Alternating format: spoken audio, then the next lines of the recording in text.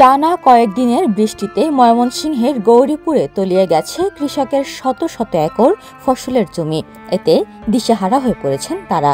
পানি প্রবাহের খালটি দখলের কারণে সংকুচিত হয়ে পড়ায় প্রতি বছর নষ্ট হচ্ছে আমনের চারাসহ বিভিন্ন ফসল। প্রতিকার চেয়েও তারা পাননি কোনো সমাধান।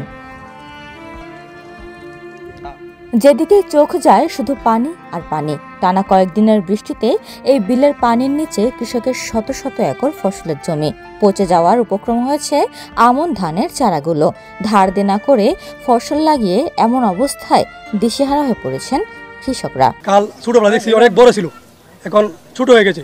মানে মানুষে কাল বইরে ভারী ঘর ধরে দিলাইছে, কেউ কেত করে লাইছে। আমরা ছোট দেখছি, কাল বড় ছিল অনেক। আমরা হাজার হাজার একর সম্পদ পানির নিচে এই খালের জন্য ভাই আমাদের বেড়াবিলে খাল পাট না থাকলে আমাদের কৃষকের অনেক ক্ষয়ক্ষতি হচ্ছে, যার কারণে অনেক মানুষের স্বপ্ন সেই পানির নিচে মিশে আছে। এখন এই প্রচুর পানি থাকার কারণে বিগত 3 দিন ধরে বৃষ্টি না থাকার কারণে সামান্য একটু কমছে। 3 দিন আগেও অনেক পানি ছিল, যা এই ফসলের অনেক ক্ষতি হয়েছে। স্থানীয়দের অভিযোগ, বেড়াবিল থেকে সিধলং বিলের 3 কিলোমিটার সংযোগ খালটি দখল হয়ে যাওয়ায় বৃষ্টির পানি জমে সৃষ্টি হচ্ছে জলাবদ্ধতা।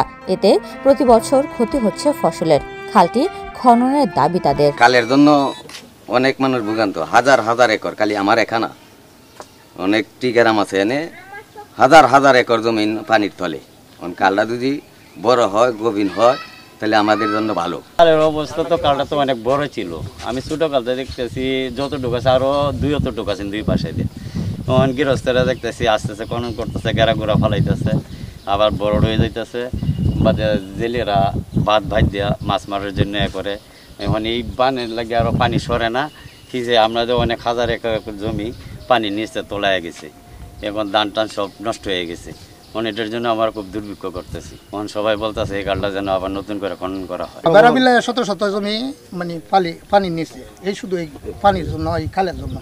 কালটা যদি সরকারে করে দেয় আমরা একটু সন্তুষ্ট। এদিকে কৃষি বিভাগ বলছে, কৃষকদের ক্ষতি পূরণ করে দেওয়ার জন্য নেওয়া হচ্ছে প্রয়োজনীয় ব্যবস্থা। আবেদনের প্রেক্ষিতে গুরুত্ব দিয়ে খনন করা হবে খালটি খননে দ্রুত উদ্যোগ নিলে কৃষকের ফসল রক্ষার পাশাপাশি রক্ষা পাবে মাছ ও জীববৈচিত্র্য। কয়েকদিন ধরে ময়মনসিংহ জেলা টানা বৃষ্টিপাত হচ্ছে।